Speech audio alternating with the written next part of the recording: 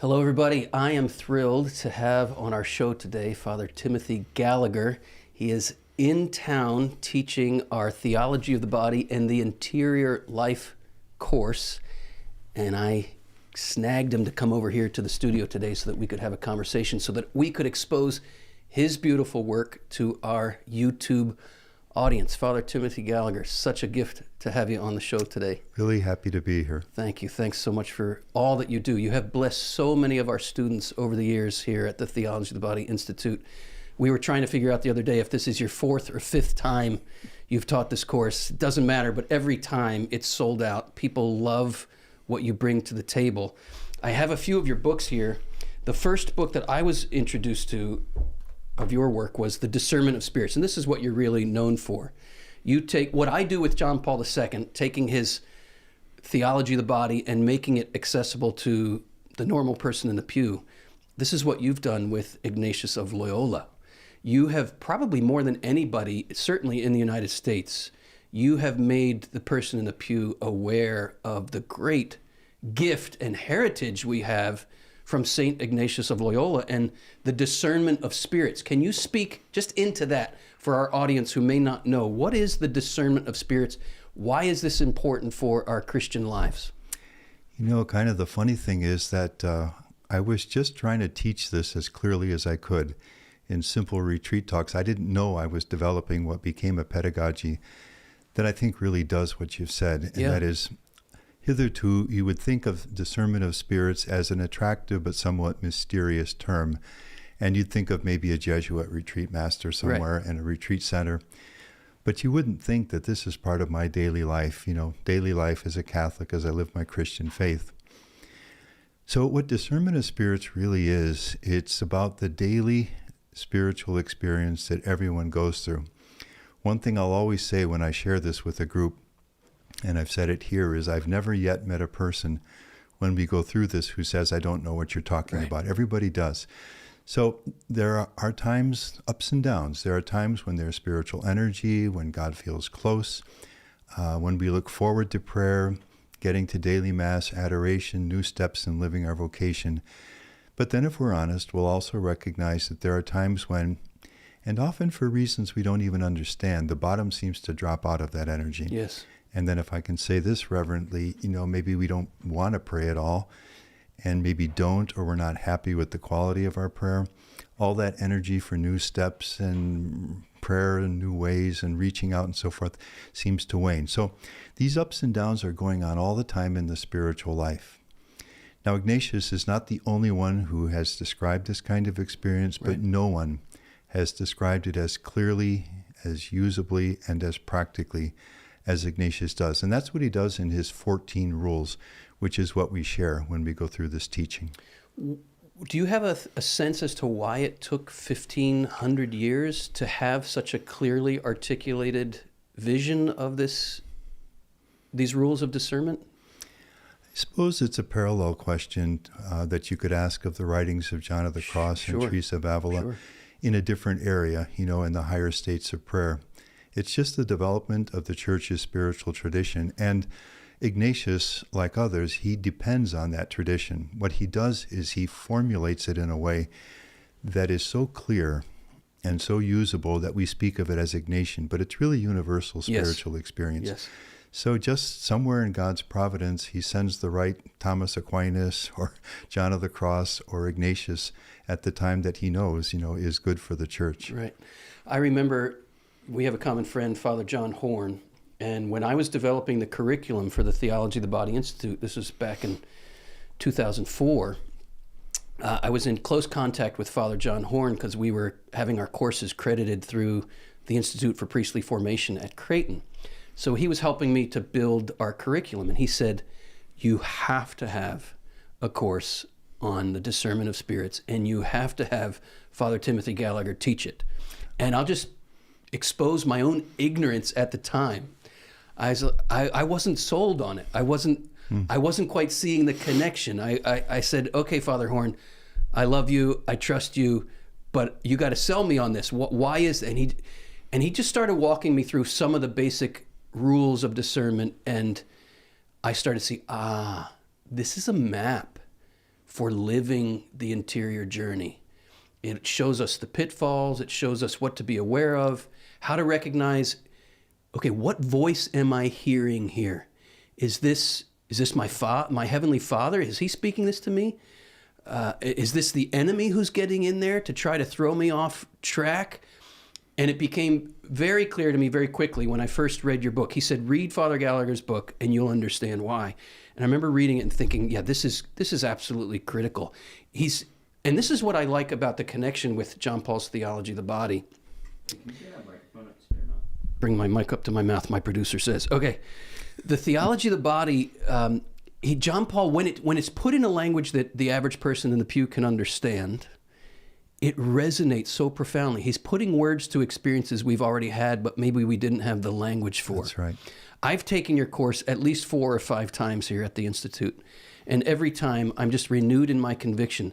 Oh my gosh, he's putting words to what I already know inside, but I didn't have a language for. And when you have a language for something, when you put a word to something, now it becomes more a reality in your life that you can look at and understand more deeply, and you realize, I'm not alone here. I thought I was the only one who experienced this. And then you beat yourself up because you think you're failing at it.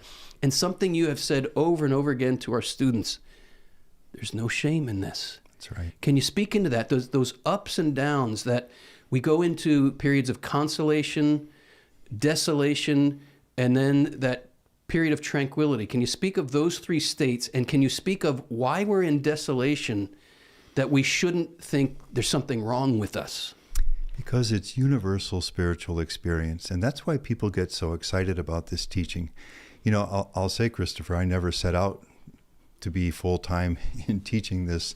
What happened was, as people learned about it, they just kept wanting more and more and more. I remember the first time I spoke about it in a retreat. It was a small group of people. What year would this be? Oh, that would have been in the 1990s somewhere, I think. And you were ordained a priest in what year? 1979. 1979. You don't look that old, Father. Yeah. Well, I was 10 years old in 1979. Well, I was there as serving as a deacon for John Paul II, and you know, I was actually present for some of the talks of the Theology of the Body. The Theology of the Body. Okay, you have to remember to come back to this. Well, I don't want to get sidetracked from this initial question, but it would be wrong of me not to ask you questions about that too. So we'll put that to the side for now, but we will get back to it. So you were ordained in 79. You were a member of the Oblates of the Blessed Virgin Mary. And not that you would not read Ignatius, but that's not your focus. It actually is the focus of our community. Okay. To sum up an awful lot, our founder had a really saintly Jesuit as a spiritual director when he was a seminarian, fell in love with the Ignatian spiritual exercises, found that these were the most powerful instrument he felt the church has that people can practically approach, whether in retreat centers or you can go into a parish and preach this and so forth, to create desires for holiness and to serve in the apostolate of the church. At the same time, the Jesuits who have it are not, strictly speaking, for this. Therefore, whatever the church needs, and in practice that has become largely education. So that the church needed a group of men who are trained in this and don't do other things. Interesting. Yeah, so that's how an Oblate of the Virgin Mary is so focused on this Ignatian forgive teaching. my ignorance. I was not aware of that. Well, when I did my doctoral thesis, it took me 500 pages to say that. Yeah. So you were asking then, how do we get into desolation? Yeah, consolation, desolation, the time of tranquility. These 3 different states that it's never a straight line from a life of sin to the life of virtue. We're doing this, as you've said, throughout the week that you've been teaching here. Why, can you explain those terms, consolation, desolation, the time of tranquility?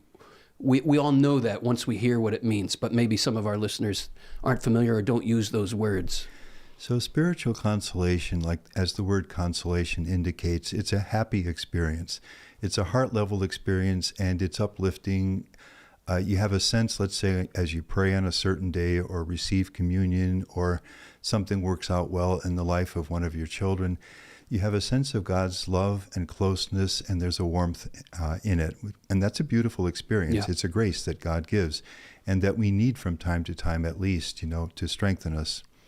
The opposite is when the enemy, by that Ignatius means Satan and the fallen angels, our own concupiscence, harmful influences around us, just the classic triad, the world, the flesh, and the devil, will try to bring discouragement into the spiritual life. And then those are the times that I called the downs a bit earlier, when we don't have energy for prayer, we don't feel God's closeness, and we can start pulling back from some of our spiritual growth if we're not discerning, Right. and maybe even expose ourselves to some things that are not the best for us. And then, well, actually, the whole focus of what Ignatius does in these 14 rules is to clarify this for us, and then to give us all the tools that we need to reject spiritual desolation. One more thing to say about that, but let's mention the tranquil time. We're not always either in the joy of spiritual consolation or the discouragement of spiritual desolation. We may just find ourselves kind of, as Ignatius says, in a tranquil condition, neither really discouraged nor feeling a great joy, but in a peaceful, serene way we live the spiritual life, and that's a rich time when we can love and serve the Lord. So those are the three conditions. Now, what Ignatius does is to, above all, to help us be aware of, understand, name spiritual desolation when it's there, and then provides the tools that we need to reject it. And I published that first book. It was published, I was writing it in 2003. So that's almost 20 years ago. And I could not have foreseen then how extremely timely that teaching would be, because there's a lot of spiritual desolation around right now, as we all know. Yes. And there are vulnerabilities to it in politics, the culture, sufferings of our church, and just what's happening in the world. So this teaching becomes increasingly important. And I'd say for another reason too. As the culture supports our faith less and less, and maybe even attacks it, it becomes more and more important from within to have a kind of formation that allows us to understand our spiritual experience and know how to respond to it. And no one has done that better than Ignatius. I agree, yeah. So I would say to anyone listening, if you don't know these 14 rules of St. Ignatius, please learn them. I can promise you that you'll be very happy that you've done it, because it will make all the difference. Yeah, we'll put a link to your book in the, I was going to call it the show notes, Thomas. It's not the description. Thank you. Podcast world, YouTube world. In the description, we will put a link to this book. This is a great starter for just getting introduced to what these rules are and how important they are for our day-to-day lives. Father, this thing that you keep repeating to the students, there's no shame when we are in a time of desolation. Can you speak into that? Because I know from my own experience, I'm so prone when I'm in that place to beat myself up, but I'm kind of falling right into the enemy's trap when I do that. Yeah, what's difficult is when we don't even have a language for it. Right. So we feel the burden. We know it. Well, we wouldn't want it to be that way, and somehow we have a sense that this isn't where God wants us to be, but we don't even know how to approach it. Once you get that vocabulary, so that spiritual desolation, when in your spiritual life, as you're living your life of faith, you feel a sense of discouragement, and you don't feel God's closeness, you don't feel God's love, there's maybe some anxiety in there somewhere as we live the spiritual life. What we need to know is that this is universal spiritual experience. Yeah.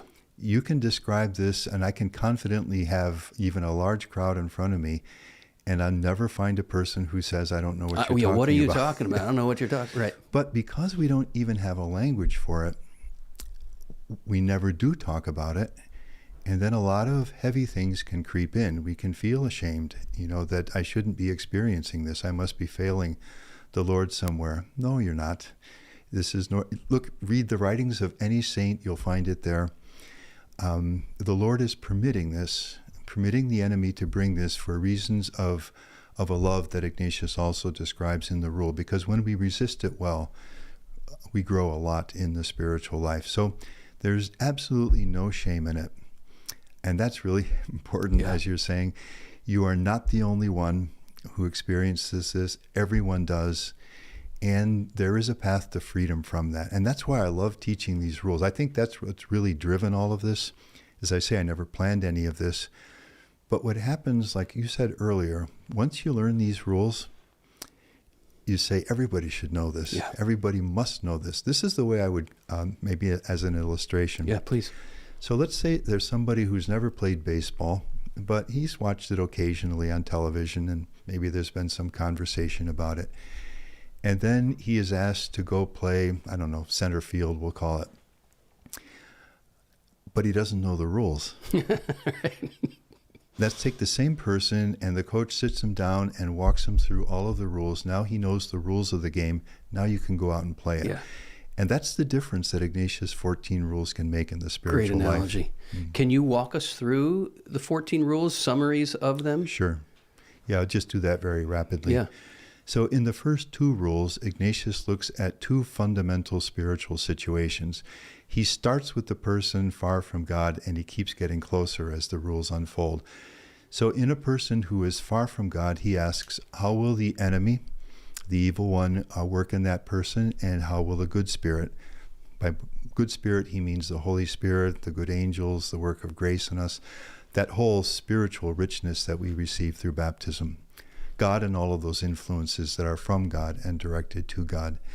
So when a person is in that unhappy spiritual situation, the enemy will try to fill the imagination with sensual images of sensual delights and pleasures, because as long as the imagination is filled in this way, the person is likely to continue. Whereas the good spirit will sting and bite, Ignatius says. You can think of Augustine during those 20 years when he's so far from God and he just can't find peace, right. That restlessness, Right. and which is the loving action of God never leaving him in peace, and that action finally makes him decide, I've got to change. So in this direction, when our lives are in a kind of general way moving away from God, the good spirit, meaning God's movement in our lives, it's going to sting, because we're experiencing it as contrary to our general disposition. Is that a good way to put it? Yes, the good spirit is doing exactly the opposite of what the enemy's doing. The enemy is making this comfortable and inviting until, the disaster happens at some point, as he hopes. And the good spirit is troubling this movement because it's directly contrary to our humanity as God intended us to be. Then when the person's direction changes, so Augustine after his confession, or my guess would be it's going to be most of the people who are listening right. to this conversation, with all of our human fragilities, the just one falls 7 times a day, all of that, but sincerely don't want sin and want to love the Lord, then because the person's direction has reversed now, the action of the two spirits will reverse. Now it's the enemy who's going to try to hinder that and discourage, bite, Ignatius says, trouble the person with false understandings of things. And the good spirit is going to give courage and give strength and inspirations, consolations, warmth of heart, taking away the obstacles that the enemy tries to put in the way. So maybe I can give an example of this. Yeah, please. So here is, let's say a woman who has been sort of lackadaisical in her faith, but 6 months ago decided to return to regular Sunday Mass, and she loves what's happening in her life. She has a new peace, her marriage is stronger, and she decides at a certain point, let's say she hears a homily, and she decides that she's going to start praying with Scripture every morning, with the daily readings, we'll say. But then, at work, things become difficult and it's kind of discouraging. Maybe there's a tension with a family member that doesn't resolve too well, and she gets kind of discouraged. So that's just a natural response, right. To situations like that. But then the enemy comes into that vulnerability with his spiritual desolation, and she finds herself thinking, you get these enthusiasms, they never last. You never prayed with Scripture ever. What makes you think you're even going to be able to do this? Why get your hopes up, think anything's ever going to change? Now, I know, as I'm saying, that we've all heard those kinds of voices at times. if we believe them, if she believes them, she won't take the new step in prayer. A door will close. But if she can be discerning in the way that Ignatius is inviting us to be discerning, to be aware of something here I got to look at, you know what, this isn't right. I'm staying with what I had planned. And she does start the prayer the next morning. A door opens, a beautiful door that can lead to all kind of grace. So it takes an interior kind of awareness of that I'm even hearing the voices, because sometimes we're just so rapidly moving along with our day. There are voices that are influencing our choices, but we're not maybe even aware that that's happening. So all of this begins with a certain spiritual awareness where I can even, okay, I'm hearing a voice, I'm hearing some push in this direction. Whose voice is that? We have to have the wherewithal to stop, pause, and reflect. Absolutely. That's the indispensable gateway to discernment. So Ignatius says there are 3 different kinds of thoughts within us. There is the good spirit. That's God's voice speaking to our hearts when we get inspirations or new understandings and so forth. There is the voice of the enemy that is trying to discourage us and lead us away from that kind of growth in the spiritual life. And then there's our own personal, individual, human voice. So discernment does require a certain, as Augustine would say, being within enough to notice. Mm-hmm. Now, I think what makes that possible is to learn this teaching from Ignatius. Without that, we don't really even know what we're looking for. And now, I don't want to say Ignatius is the only one who describes this experience, but unquestionably, his teaching is the clearest, most usable, most practical, succinct teaching that we'll find. So I think the invitation there is, would you consider learning this teaching from Ignatius? And once you do, you'll be on the road toward that kind of awareness. So rule 1 and 2 are a pair. They are a pair. Right. Yeah. Mm-hmm. And then we go... Rules 3 and 4 are the next pair. In Rule 3, Ignatius describes spiritual consolation, the uplifting, happy movements of the heart in our relationship with God.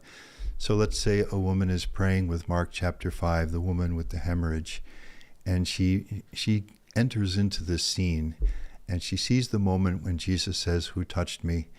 And the woman with fear and trembling falls down at his feet, and she tells him everything. And he calls her daughter. And as the woman is praying with this, her heart is warmed because she knows that the Lord says daughter to her as well. These would be experiences of spiritual consolation.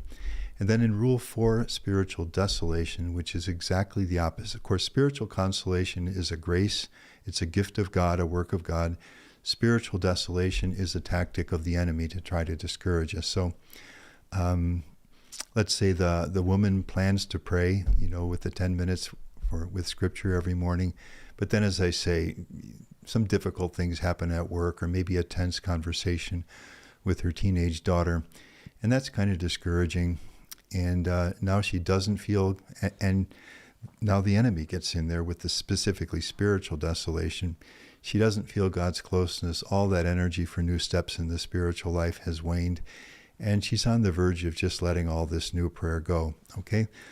If she can be aware, this is the way I say it. I love this. Wait a minute. Yep. Which is perfect, because that's the movement from being unaware to being aware. You know what? This isn't right. That's the understanding Ignatius is saying. However, consciously what she's saying is, this is the enemy.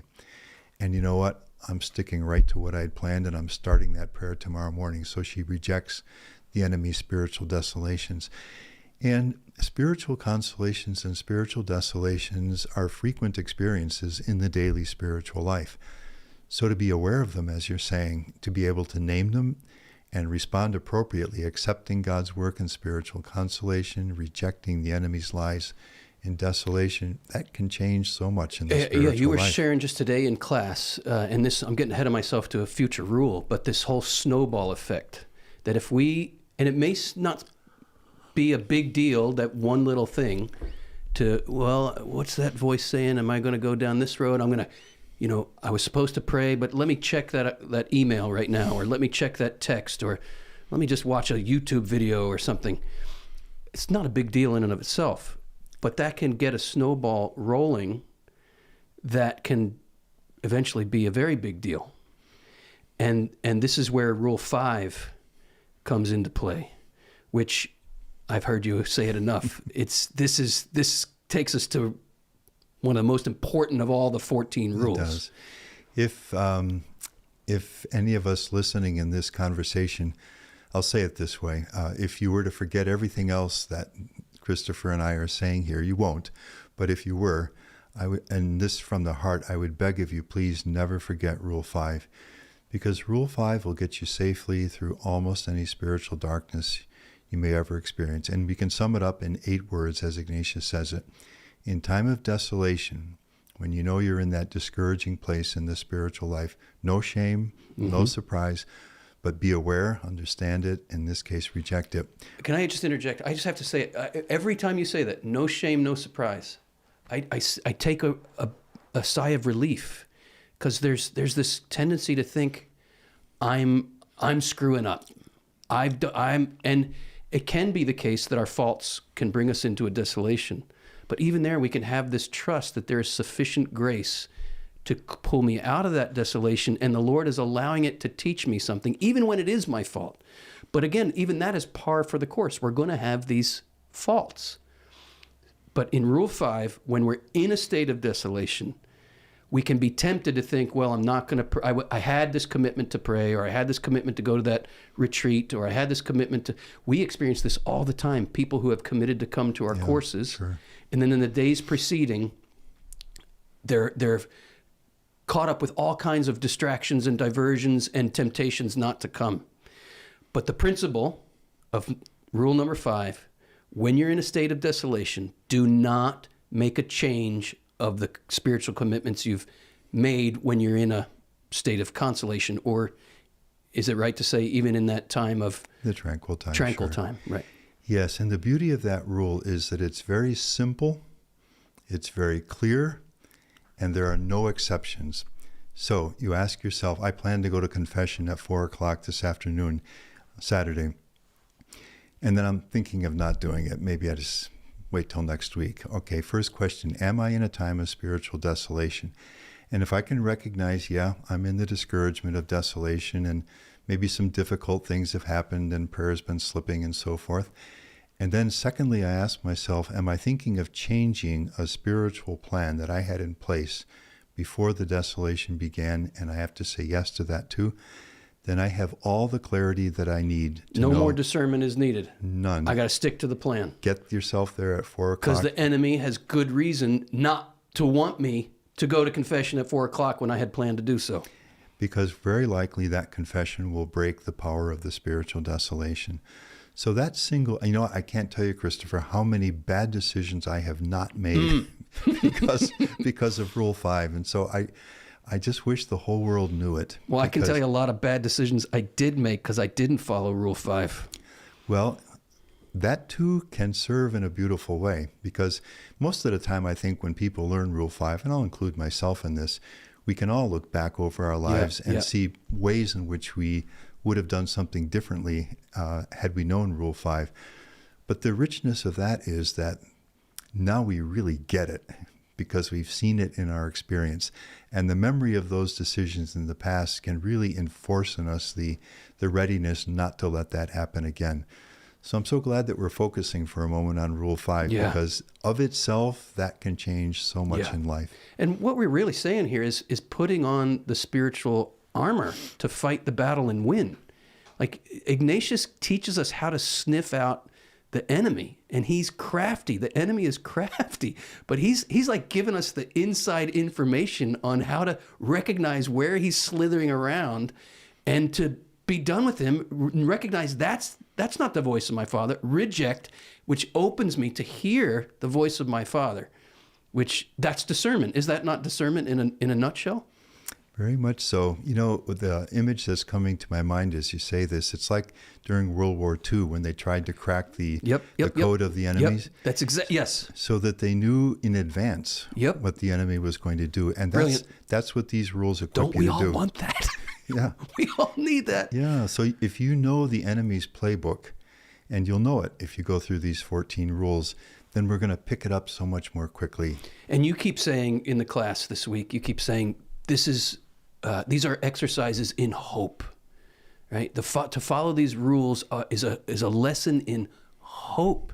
And just as you're saying, it's the hope of being able to recognize in advance how the enemy can try to trip me up and to avoid getting tripped up and to make great progress. I'm remembering some example you gave. Was it Elizabeth Ann Seton who said she grew 10 years in the spiritual life in a number of just a couple hours? 2 hours, yeah. What was that story that I'm remembering? Yeah, so she's a 15-year-old girl with her heart starved for a love of her father, who was more absent than she wanted. And she's out in the woods, and she finds a chestnut tree, and she lies down underneath it. And then God just floods her heart with a father's love, and just pouring his father's love into her heart. So with reverence, because it's a very holy ground here, this would be a very rich and powerful experience of spiritual consolation. Right. And then with the very sure intuition of the saints, she says, then I laid back to enjoy the heavenly peace that came over my soul. So that's perfect. She's just receiving it. And I am sure in the 2 hours so enjoyed grew 10 years in the spiritual life. So to be aware of, understand, and accept God's spiritual consolations, it brings beautiful growth in the spiritual life. And my bet would be that most of us listening can easily look back over our lives and we can identify times of spiritual consolation and the fruits that come with them. Ignatius will dedicate most of the rules, however, to defending us against spiritual desolation. Mm-hmm. This is the way I'd say it. It's my own conviction. It's about 40 years now I've been working with this. That for most dedicated people, and again, I'm going to imagine that's most of the people listening to this conversation, for most dedicated people, for most of the way on the spiritual journey, the principal obstacle is really spiritual desolation. Right. When we get disheartened, discouraged, can start regressing, opening ourselves to things that aren't good spiritually and so forth. So this teaching, which better than anything else in the church's spiritual tradition, equips us to be aware of, understand, and reject it, is I'd say it's an indispensable tool. Yeah, I agree. Yeah.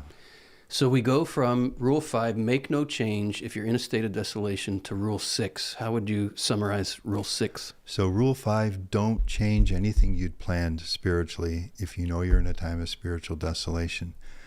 But don't be passive either in the face of the spiritual desolation. So change yourself. This is Rule 6.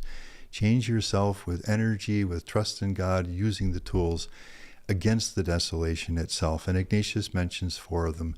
Prayer of petition, a kind of meditation that is directed specifically to strengthen us against the desolation. Examination, take a look at it. What am I feeling? I'll get sidetracked if I mention stories here, but I will share this one. Yes, please. I was provincial in our community for 10 years, and that involved international travel. And we would usually have these trips in the fall. And so routinely what I would do, I think a bit unwisely, I'd get back exhausted, and there was a large retreat house nearby Boston, and I'd go spend a few days there. Now, it was restful, but I was too alone with that kind of tiredness, which wasn't really good. And one of these years, I had planned to have dinner with a priest friend one of those evenings. And so we met, and I was just sharing with him what I was experiencing. And he wasn't trying to be a spiritual director, just a friend. And he said, it sounds like you're in desolation. That broke the whole thing. Wow. Just to be able to name it, because that set me free to do, and now I know what's going on, and I can take the appropriate action in dealing with it. So that's the examination. And finally, suitable penance. Instead of fleeing into gratification, which is our tendency, desolation is awful, there's the refrigerator, there's the phone. Stand your ground in small but courageous ways in the face of that. So those are the tools. You said something that really struck me this week to our students. You said, small steps are beautiful. Speak into that a little bit. Well, I'll quote Therese, Saint Therese, who says that she's speaking to one of the sisters who was very discouraged. And she says to her, God always gives the grace for the first step. You take that, and then the grace will follow you as you take more. We can look at a spiritual situation in which we find ourselves and feel very small and very weak and very helpless. And I'll even grant there's some truth to that. We can't go from 1 to 1,000, in an hour. But you can go from 1 to 1.1, do it. And the next step will open up, and the next and the next. One of the examples that I gave, I'll just share here again, that when I know at times that I'm in spiritual desolation and I'm in my office just working or whatever I'm doing, I know this is not a time for me to be alone. Yes. So I'll get my water bottle. I live in Colorado. We all have them there, Right. because it's so dry. Right. And I'll walk down to the common area where the water dispensary is and refill it. And I do that because I know I'm going to meet someone. We're going to talk a bit and so on. So as you do these things, now that's about can you even call that penance? I don't think so. But it's that's why I say I've become shameless with this too. It doesn't matter how small the step is, but don't simply sit in the isolation and heaviness of the desolation. Maybe smile at that person when you have no desire to smile at that person. That book that person has needed from you for the past week, get out of your room and give it, whatever it is. These small steps, they have really great power. Yes. I shared one story. It was the most beautiful I think I've ever heard along these lines. It was a retreatant who at the end of the retreat wanted to approach me and share something he was very happy about.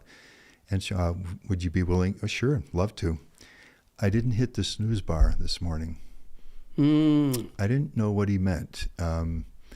So he explained. He said, for years now, every morning when the alarm rings, I hit the snooze bar. Now, there's a certain discouragement probably in that. And there was a light in his eyes. This morning, I didn't hit the snooze bar. It was like the first step of the opening to a new way of life. So that these small steps can have very great power. I can tell a story on Rule 6 that just happened to me within the last month or so. I was in a place of real discouragement about an old wound in my heart that was showing itself again. And my pattern is I beat myself up about it. Why is this coming back again? Why is this coming back again? I went to bed very discouraged, very down. And it was about 4 a.m. I woke up in just my brain was all of a sudden wide awake. I knew I wasn't going back to sleep, but I was in a state of deep discouragement. And I just heard, pray. And it was like a, up man, up, pray. Like, oh, okay. So I got up, I put my little headlamp on, not to bother my wife in the bed. She's still asleep. And I grabbed my journal and I just started writing out what I was feeling. And as I was writing it out, it became more and more evident what I am going through right now is I'm under some attack here. This is a desolation I'm in. And I was sinking quick. And the image was Peter walking on the water, takes his eyes off the Lord, and he's down. And then there was, when I realized, I know where I am now. I'm in a time of desolation. I am sinking. Then there was the cry, Lord, save me. It was Lord, save me. I'm sinking. And it was immediate. It's like he reached in there and pulled me out and he said, let me show you what's happening to you. And I saw this wound in my heart that had been causing this pain in my life throughout the day. And he showed me how wounds get glorified. And he said, this is the path you're on. This is the path. You're opening this wound to me. This wound will shine with glory. And it was as if, as he reached in there to pull me out with his hand, it was as if he showed me his hand with the glorified wound. And within, it was a change so quick. It was one of the most rapid switches from desolation to consolation that I have in my memory. And it just happened within the month. And it was so evident that it was desolation. And in the crying out, it was so evident. The switch was so quick from desolation to consolation. I felt so loved. I felt so known. I felt so seen. And the proper word is consoled. I felt so consoled. Absolutely. And the enemy had just been after me with vengeance to make me feel so horrible. And I thought there was no way out. I'm sinking and there's no way out of this. And then but I have a Savior. There is a way out. He came to undo the work of the enemy. I'm crying out. I cried out. It's real. I felt the love of my Savior so pointedly. But it began with, up man, pray. There was a voice that broke through. And isn't that rule 6? It's very much rule 6. The first thought that comes to me is, imagine if you didn't know the rules. Yeah. You know, you could have believed that lie. I would have sank. I would have sunk. So I would have sank and sunk. It's a beautiful illustration of what we're saying, that the rules can make such a big change in our lives. I want to address one thing, and then I'd like to share a story too. And yes, that is exactly rule 6. What you did was, you did 2 of the things that Ignatius invites us to do in rule 6 to reject the desolation. The one is to pray. Simple prayer of petition, just ask for help. And then the writing is a very rich way to examine what's going on. And what you described happening, as I wrote what I'm experiencing, I got understanding and clarity. Yes. I do that a lot too. I mean, like you, I'm a writer, and writing really helps me. The story I want to share, though, is I had shared the rules with a group, and a woman wrote to me afterwards, and this is a rule 2 thing, really, but just to show the difference it can make. So she said, I would hear this, have these thoughts, that, Lord, you want me to be here, and I'm here, whatever the nuance is. I fritter time away. I'm too self-indulgent. My prayer is not what it ought to be. I don't reach out to serve and love others in the way that I should as I'm living my vocation. And she said, I thought that was God's voice. That's what God was saying. And you can hear the heaviness of that. And for her to learn in the light of rule 2, game changer. It's not God's voice. That's the enemy's voice, and it is to be rejected.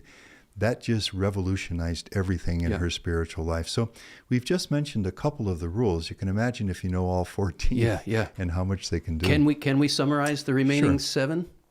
Rule 7, Ignatius gives us a set of thoughts that will help us reject spiritual desolation. To remember that this is within God's loving providence, and he permits it so that as we resist, we grow in the ability to resist, and that we can resist desolation, because God always gives us the grace that we need. Rule 8, the call to be patient, to stay the course in time of spiritual desolation. Lord, I promised you 30 minutes of prayer. I'm not ending at 29. I'm going to give you the full time, whatever. And then the thought that helps us to do that, remember, the lie of desolation tells you, if we're not discerning, this is just going to go on and on and on. And in the face of that, remember that consolation will be coming back, and a lot sooner than the desolation wants us to believe. Rule 9, Ignatius addresses the question, why does a God who loves us and whom we love and are trying to serve, why does he permit us to go through the darkness of desolation? Everybody faces that question. Why, Lord? Why? Why? And Ignatius details 3 different kinds of fruits that God will want to give. The basic answer is that God permits this because if we reject it, we are discerning, and we don't give into it, then we grow in beautiful ways in the spiritual life. Some growth in the spiritual life comes through the joy of spiritual consolation, but some growth normally will come through the struggle with spiritual desolation, and we're getting stronger as we do that. Rule 10, you don't have... Can I pause there for a minute? Sure. I think this is important for our audience to hear, that God never causes the desolation. He allows it, but does not cause it. Can you just clarify that for us? Spiritual consolation is a grace. So all spiritual consolation is given by God. Spiritual desolation, these discouraging lies, is always a tactic of the enemy, like temptation. So God never gives us spiritual desolation. This discouragement and the spiritual lies, heaviness of heart and so forth, that's always the work of the enemy. And therefore, there's only one appropriate response reject it, which is to reject it. In Rule 10, Ignatius says you don't have to wait till desolation comes to strengthen yourself against it. When you're in the joy of consolation, you can live that in such a way that you prepare for it and you store up strength and you get your spiritual arrows ready, you know, to hurl at it. You give the great example of the guy on the bus and his stance. So here is a man riding a bus, and he has a loose hold on the rod, but that's all he needs, standing. And he's on his phone, whatever he's doing on the phone. And everything's fine, except that up ahead is a sharp curve in the trajectory of the bus. When the bus goes into the curve, his loose hold is no longer enough. It slips. He goes sprawling. His surface of the screen of his phone cracks. Right. He rips the elbow of his sweater. If he has a briefcase, that goes spilling and so forth. Okay, it's not life or death, but it takes a bit to get over it. Right.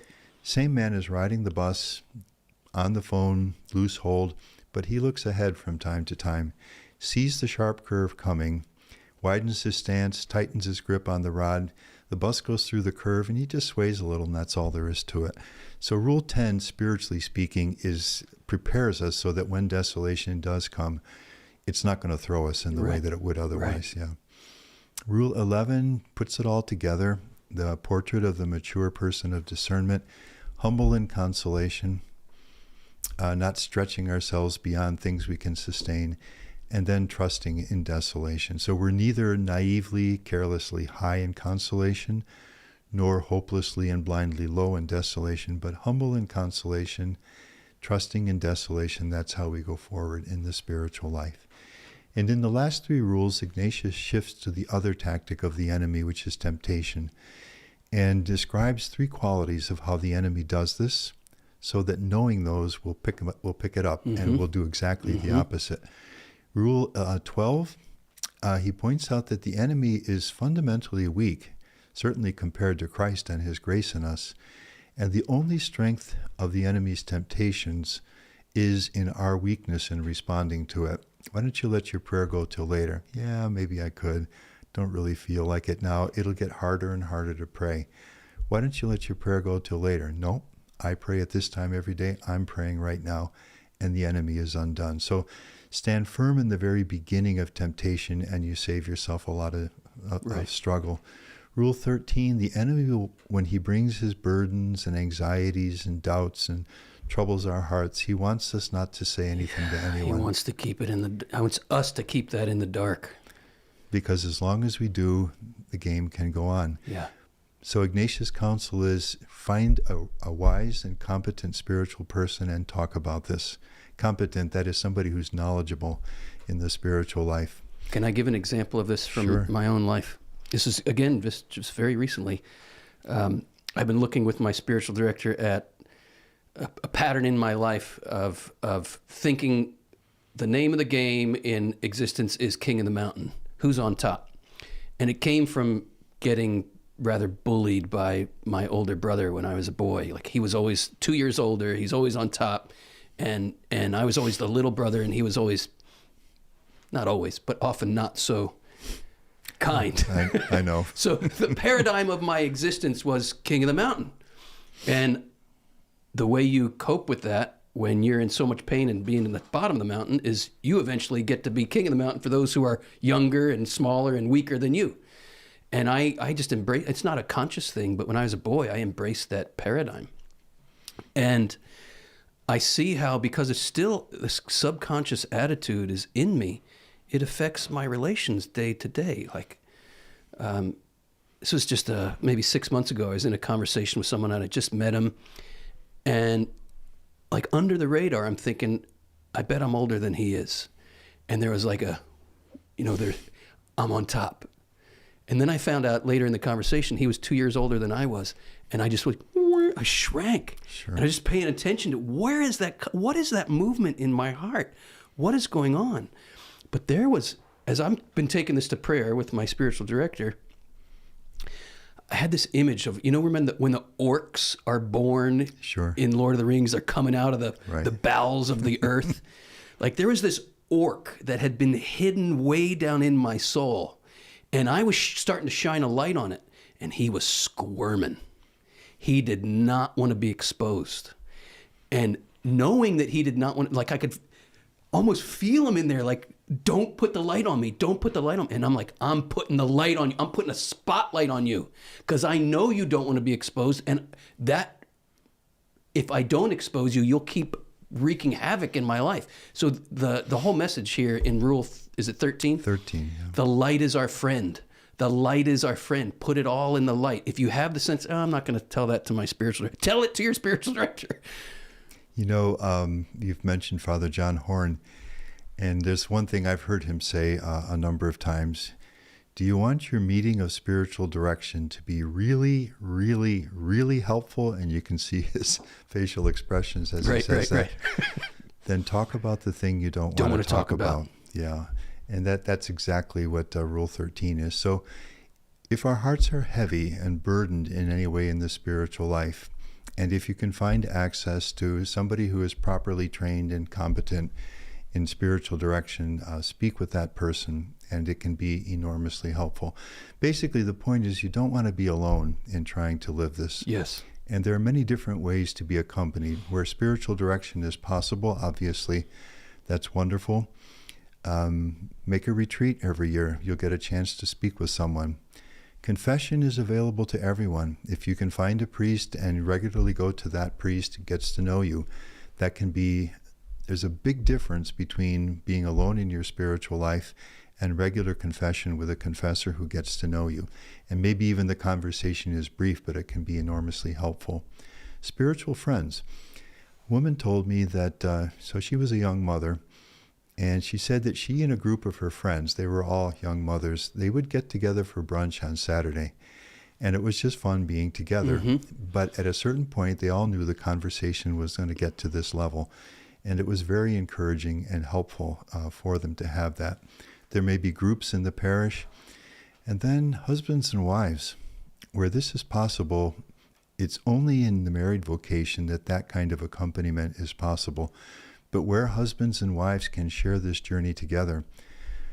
One couple told me that they'd both been through these rules, and they had an agreement that when one of them realized that he or she was in spiritual desolation, let's say he would text his wife and just say, I'm struggling with desolation, and she'd be praying with him. Beautiful. You know, it's a beautiful thing. You've written a whole book about applying the rules to married life, Discernment of Spirits in Marriage. Wendy and I read this book separately and had lots of fruitful conversation about it. I want you to get to Rule 14, a summary, but then could you speak to the application of these rules a little bit more in married life? Sure, yeah, sure. Rule 14 is the rule, the final rule, in which Ignatius, again, no shame, no surprise, this is just means living in a fallen but redeemed and loved world. All of us have some point of greatest vulnerability to the enemy's discouraging spiritual desolations and temptations. So if we can learn what that is and then work to strengthen it, then really beautiful things happen in the spiritual life. Well, how do I know what that is? Well, if there's a struggle, you find yourself saying, I always get in this situation. Things are going well in my spiritual life, then this happens and the energy just drains away. If you see a repeating pattern of something, that's probably pretty close to that area of vulnerability. Identify it, and then use the spiritual tools to strengthen it, and great things happen in the spiritual life. So how would a married couple take the rules and allow those rules to help them grow in their own marital relationship? Well, if I may refer to the book, what I do in the book is I create, as it were, but this is the fruit of many years. Mark and Anne are a married couple, and they go through everything Ignatius describes in the 14 rules. Mm-hmm. So there's a chapter for each rule. And as they go through it,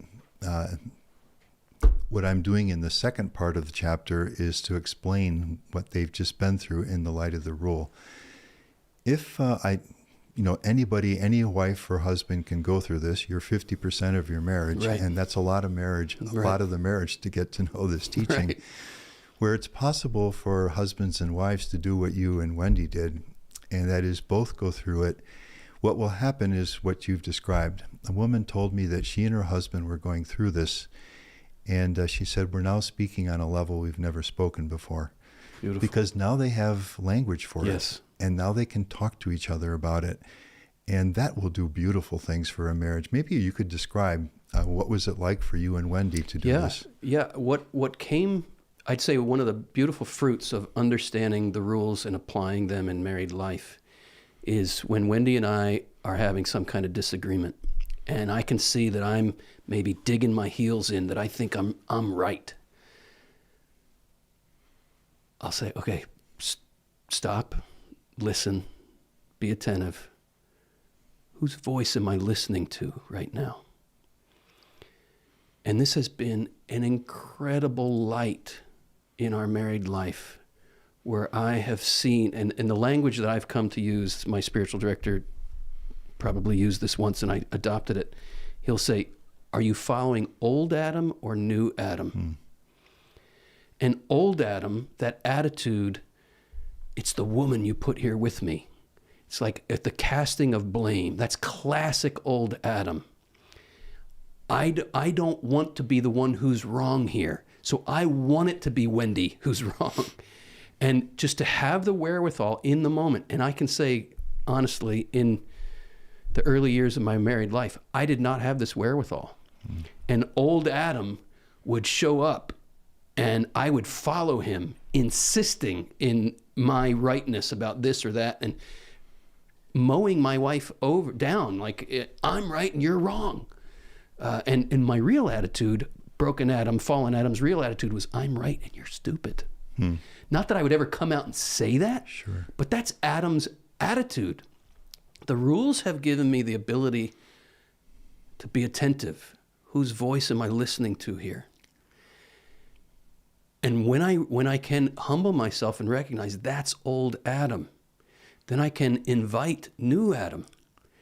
Okay, Lord. And it's not often that I'm not there yet where often when I'm in the heat of a painful conversation that I can have the wherewithal. But I can say to Wendy, I just need some time to cool off a little bit, to pray, to have some time to myself, to discern what's really going on here. We're stuck in a pattern here. We're not breaking through.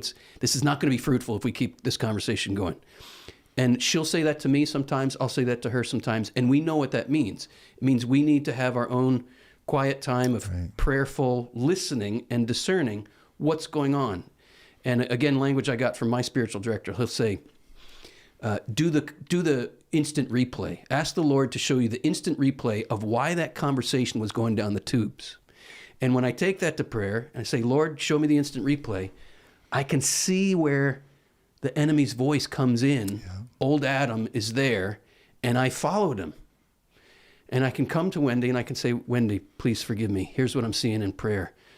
This is when old Adam came in and I followed him. Please forgive me. I want to be new Adam to you. And I ask you please to show me mercy and be patient with me. But this is what I desire. And I have seen, and I am getting better to the point where in a conversation that has been difficult, I can just maybe hold Wendy's hand and she'll know I just need 30 seconds to myself where I'll stop and I'll just try to listen. And that can change the entire tone and direction of a conversation. From one that's inspired by my brokenness or her brokenness to one that's inspired by Christ in us. It's a beautiful thing, and I can easily imagine what that does for a marriage. Oh, any marriage actually, what it would do. What you're actually describing there is the piece that Ignatius adds to these rules for discernment, which is the examine prayer, so that we are reviewing our spirit. The instant replay is great. That's a great image for that. We're reviewing that spiritual experience, and then we see more deeply in it after the fact. Yes. And out of that, we can make decisions for the future. So that's another piece that is really helpful in trying to live this. It's a lifesaver. It's a marriage saver. I mean, and it's kind of a double-edged sword in that you're getting this light and you're seeing the hope of coming out of a pattern that you never thought you could get out of. It's so liberating. But at the same time, with that light on, you're looking back at, for us, 27 years of marriage, and you're like, oh my gosh, how many times I hurt you because I was following that wrong voice. And I didn't have the wherewithal to know where that was coming from. And I didn't have the wherewithal to open to God's mercy. So you're making again very powerfully our initial point that learn the rules. Yeah. Learn the That's rules. about as simply as I can say it. Please learn them.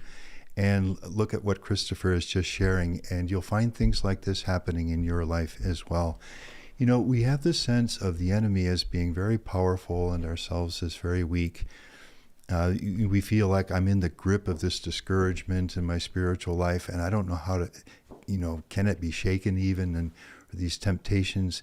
And we find out when we apply this wisdom that the enemy is weaker than we think, because we have the power of Christ in us, the power of his grace. So I'll say this too to anyone listening. If you find that you've been living in spiritual desolation for some time, know for sure that God is calling you to freedom from that. Amen. And that there is a path toward that freedom, and you can find it in these 14 rules. Please learn them. Can you say a word about, you said in class the other day, how you've seen a transformation over the time you've been doing this, from rules being something negatively perceived to rules being something positively perceived. And then before we go, we have to talk about your experiences with JP2. And then we have to wrap it up. Okay. I got thinking about John Paul II. The rules. So what was it you wanted me? You said when you started doing this work, rules were considered something negative. Absolutely. Yeah, so, this is our American ethos, don't tread on me and live free or die, and no taxation without representation, and just do it, and all the rest of that. So in the 1980s, when I was first giving talks on this, I was a little shy of that word rules. I tended maybe to call them practical guidelines and so forth. But I really have watched that change. Rules are becoming very attractive to people because there is such chaos around us that if somebody can say, look, here are some simple, practical rules, follow these, you'll get where you want to get in life. I'll just give one instance of this. If you go on Amazon Books and just do a search for the word rules, the answer that will come up, what will come up, it will say over 70,000 titles. Wow. So Amazon at a certain point doesn't keep numbering things. When it gets beyond that, it just says more than that. Rules. We need them. There are rules for dating, rules for dealing with your boss. There are rules for everything.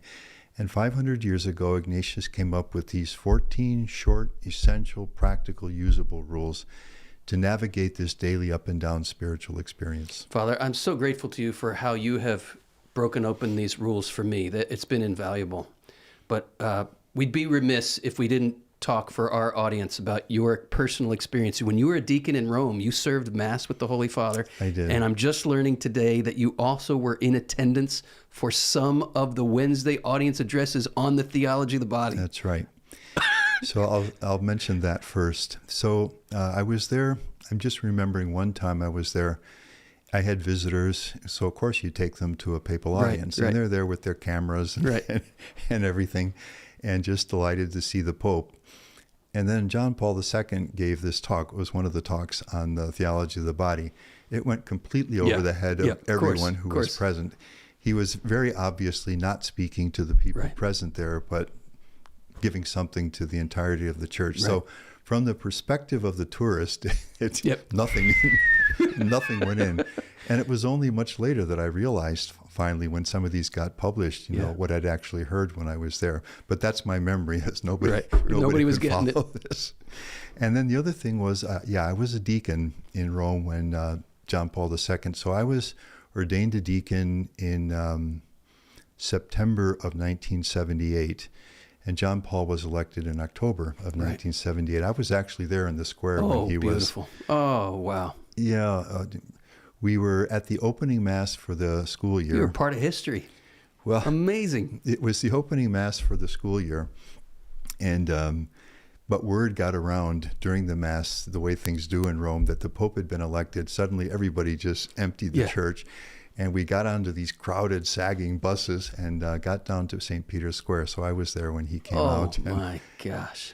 And then 3 times I served for him as deacon at Mass, twice in St. Peter's and once at the Jesuit Church of the Jesu. And just one memory of that, I would shamelessly watch him, just the sight of this man praying so deeply with people all around him. But he also had the custom or the habit, he would periodically suddenly look up And you just, with a gaze of just piercing awareness, he was just taking in everything around him, and you knew it. And when he'd do that, I'd just immediately drop my gaze. But as soon as he went back to his prayer, I'd immediately start watching him again. It was just a wonderful thing just to watch this man at prayer. It was very, very uplifting. When he was elected, it was a powerful thing because we had known Paul VI. I did serve for Paul VI once too, and there's a beautiful experience there. But in the last years of his pontificate, he was very frail, and they kind of had to help him walk upstairs and things like that. And then you had, I think he was 57 or 59, John Paul II, when he was athletic, and you'd see him with energy walking. It was electric. Beautiful. And then his opening mass, with open wide the doors to Christ, that was a powerful thing too. All the years of his pontificate, I watched as much, of course in Rome I had a chance to be there. But later when I was back in this country, I would watch as much as I could of his apostolic trips and things like that. And it would often move me to tears. I remember watching the World Youth Day in Denver, and I think it was the time in the stadium, and just found myself repeatedly moved to tears. And I said, why is this touching me so deeply? And I realized it was because we felt, even at a distance through the camera, that we had a father. Yes. And I think everybody felt that. So it was I just couldn't get enough of him during the years of his pontificate. Beautiful. Father, thank you for sharing those stories, and thank you so much for all the work you have done over these decades in bringing the rules to the people in the pew. I have benefited, our students here at the Theology of the Body Institute have benefited so richly, so grateful to you. Please learn the rules. Learn the rules. This is a great place to start. You will have an understanding of the plans of the enemy, and you can thwart them and make great progress towards union with the Lord. Bless you, everybody. Keep posted on what we're doing here at the Institute. In fact, I do want to share one more thing. Father Gallagher and I did a personal retreat. We led it together for our patrons. So check out our patron website and how you can get access to the retreat that Father and I led there. God bless you. Till next time, peace. Thank you, Father, so much. So grateful.